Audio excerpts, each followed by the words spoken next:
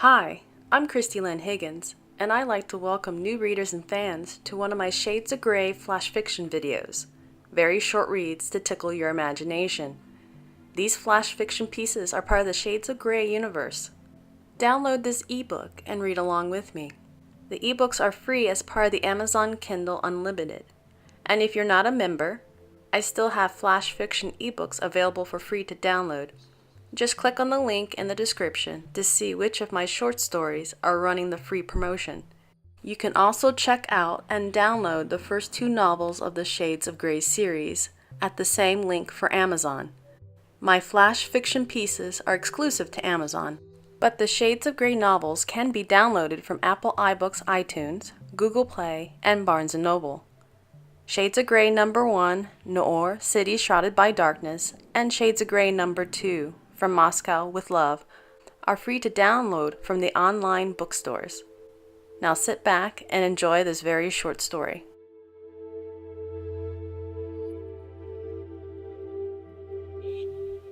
Chapter 1.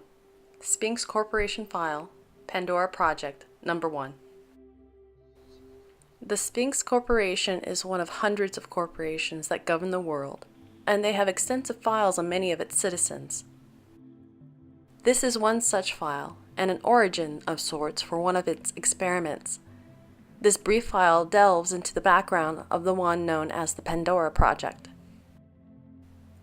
More files can be obtained by visiting the Sphinx Corporation archive by clicking the link in the description below.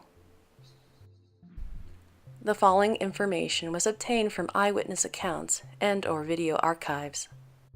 The file may be incomplete, or some portions may have been omitted by the Sphinx Corporation and restricted to high security clearance. Chapter 2. The Girl. She felt the building move as she hurried. The girl heard the booming noise first, and then the floor beneath her shook as she raced as fast as her weak little legs would allow her. She had no idea what was going on and searched for an adult to tell her what to do as her heart thumped in her chest. The girl pulled her mobile oxygen tank along behind herself, and one of its wheels rapidly squeaked as if it was a distressed mouse.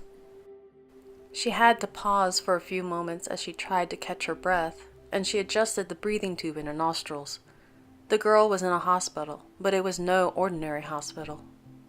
The giant building also housed labs where scientists from all over the world were encouraged to conduct their experiments. Her friends were some of those scientists, and she worried about them. An adult still hadn't crossed her path, so she continued on slower, but still as determined to find someone, or at least to reach her friends. The booming became louder, and the ground tremors more violent the closer she made her way to her friend's lab. She had been there about 40 minutes ago, and visited with Sam and Kane as they worked on their project. It was a very large machine that was supposed to... She tried to remember Sam's exact words. The machine was supposed to bring about a wondrous thing that would shed light on a mystery that had happened over a decade ago. Decade means 10, and that was also her age. The girl saw the open door to her friend's lab in the distance, and unusual lights and sounds were coming from it. She paused at the doorway as she peered in, and saw Sam and Kane frantically at work, and other men assisting them. She started to go in when Sam spotted her. "Go to your room," Sam shouted at her. "You can't be in here right now. It's too dangerous." The machine, which he had shown her many times, was giving off the weird lights and sounds. She wanted to ask him what was going on, but Sam appeared very angry, or was it he was very afraid? The girl turned to do as he had told her, when a wind whirled around the room. The wind grabbed her hair and whipped it about her face. She turned just as one of the men screamed. The girl looked for him, but he wasn't in the room anymore. Another man let out a cry, and this time she saw him lift into the air and then disappear. Sam started to run towards her as he shouted for her to run. She started to turn when he and Kane lifted into the air and moved back towards the machine. The girl felt the wind tugging at her whole body, and then it grabbed hold of her and seemed to throw her at the machine. She screamed when a darkness surrounded her. Chapter 3. The Darkness. The girl screamed as the darkness swallowed her. She heard a loud shrill, and she felt and heard an explosion. The shrill rang through her head, and the explosion blasted against her body. An ear-ringing silence followed, and then the loud roar of wind returned. Her hair whipped about her face, and then there was a bright eruption of light, and the feeling of being pulled backwards. She thought she was alone, but then she sensed the others were there with her. Knife-like stabs pierced her tiny body, and the taste of metal like staples filled her mouth as the fear-filled screams of the men surrounded her. Her body hit a hard surface, and then there was more pain. She tried to open her eyes and was met by blood and silence. There was a long period of silence, and then more blood. The girl noticed a fading light, and then there was darkness, fear, and confusion.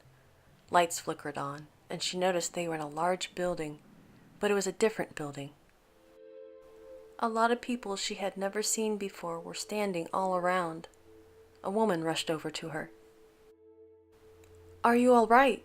the woman asked her. The girl couldn't respond. "Are you all right?" the woman repeated.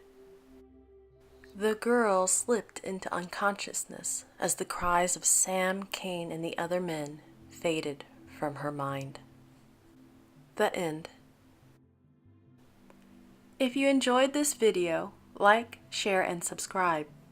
If you have a favorite character in the Shades of Grey universe and would like to see a flash fiction piece on them, leave a comment. If you haven't already done so, you can download the first 2 Shades of Grey novels for free by clicking the free ebook link in the upper left-hand corner. While you're at my website, you can also check out and download the first book of one of my other series for free. I currently have series in science fiction, fantasy, and horror. Thanks for watching. Bye.